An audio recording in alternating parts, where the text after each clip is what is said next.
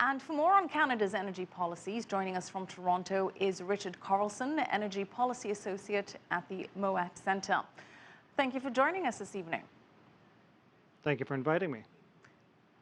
Richard, Canada is the fifth largest producer of energy in the world. It's a net exporter of most energy commodities. It produces oil, natural gas, hydroelectricity, LNG, like Richard just told us. Which energy source do you see having the most growth and development? Well, there's different areas that you want to look at. I believe probably on the West Coast, we're going to be seeing a lot of growth in LNG shipments. The North American market's currently oversupplied with gas, and we're going to be seeing a lot of moves from both the US and Canada to try to export the surplus gas and to try to make some cash off it. At the moment, the gas price in North America is really low and could be approaching what would be profitable for a new play. On the crude oil side, we are seeing interest in exporting from North America again, both in Canada and in the US. That is driven by again oversupply in the North American market, and that the producers want to be able to sell their commodity on the world exchange and thereby make more money from it.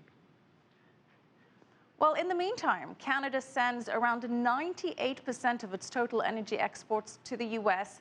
And just as the US depends on Canada for its energy needs, Canada is also profoundly dependent on the US as an export market. So strategically, do you think Canada should be diversifying its export destinations? To some extent, having a diverse export market is a good idea. However, the US is such a large market, and it is the cheapest one to get to. Any decision on that should be based upon the economics. At the moment, it is probably a good idea for Canada to look at other markets because of the oversupply in the US market. And there is a demand outside, especially in the Asian markets, for gas and crude oil. As to whether or not it's strategic, oil is a fungible commodity, so it's going to go where the price goes. It will be traded on the world markets regardless. Well, Canada has no formal energy security policy per se. Tell us, why is that? Energy in Canada is very decentralized, so it's all down to the individual provinces and what they decide to do. So each province has quite a different mix. BC and Quebec, for example, rely heavily on hydroelectric power. Ontario, nuclear power. Alberta and Saskatchewan use a lot of coal power as well. So that there's been no attempt at creating a pan-Canadian solution. You also get in that each province has their own concerns. Alberta's concerns very much about exporting their commodity base. BC is looking into LNG, and they're also worried about carbon shipments. And you also have Quebec exports vast amounts of electricity to the US as well, and they make a lot of money off that. So they're interested in that trade and also reducing carbon emissions. And Ontario is likewise also interested in carbon emissions. Richard, one of the big focus, two major pipelines that are in the works right now, the Keystone pipeline and the Northern Gateway, and both projects have been facing some challenges in order to be completed. What, in your view, is the biggest obstacle here? The biggest obstacle is social license, which is somewhat of a catch-all phrase in the fact that you have to have public support for these pipelines. People are, especially for Keystone, have been looking at it from an economic standpoint and arguing that it will give jobs in both the US and in Canada, but they're kind of missing what the main argument is about. And that is really that they are becoming proxies in the climate change debate. That will not go away no matter how much we try to argue that whether or not a pipeline should be built should be based exclusively on the merits of that one project. But they're going to be brought into the larger discussion on climate change.